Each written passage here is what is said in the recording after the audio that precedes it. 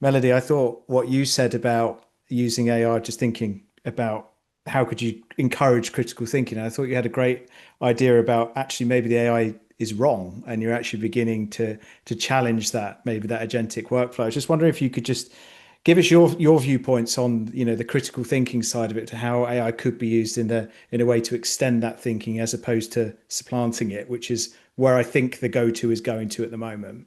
Exactly, and actually that mirrors what Irmak just said in her one of Yeah, her last point about critical thinking.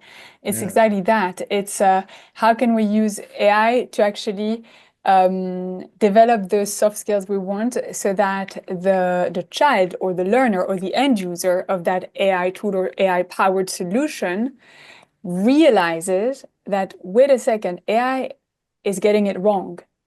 And so build an AI that would almost purposely get it wrong for the end user to actually question the AI, develop the critical thinking skills, but also at some point even invert the whole pedagogy and have the end user teach the AI, which is, as we Mhm. know, in terms of learning science, I mean, pedagogy is one of the best way to make sure you understood um, a principle or a concept is if you can teach it to someone else.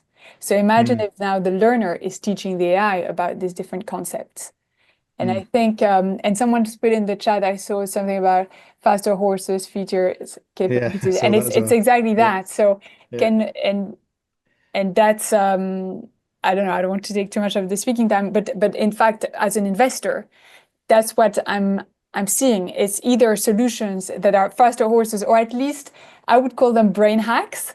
It's like, okay, we're still in a traditional system, educational system, where we're teaching through the test.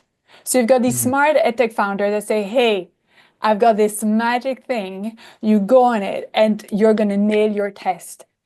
I mm. can tell you after the test, when you do that type of things, and when you're cramming in any, even without an edtech sort of tool, you've forgotten everything a couple of weeks after the test itself. So there's no, in the teach to the test approach, there's no true learning. And I Mm, think, yes, faster horses are those, I see that as the edtech founders who are just hacking the teach to the test system. And they mm, might be very successful, by the way, because it's a system we still live in. But mhm, that's not where I'm going to put a penny as an mhm. investor because of our positioning and because we're sort of mission-driven investors who want to move the needle and Yeah, really change the status quo towards a world much more towards evidence of the learning, of the outcomes, and also a world where we can go toward more of a skills-based yeah, hiring approach as yeah. well. But yeah, I that's definitely do want. I definitely do want to come back to how do we bridge the skills gap globally, mhm. and I think we will come back to that.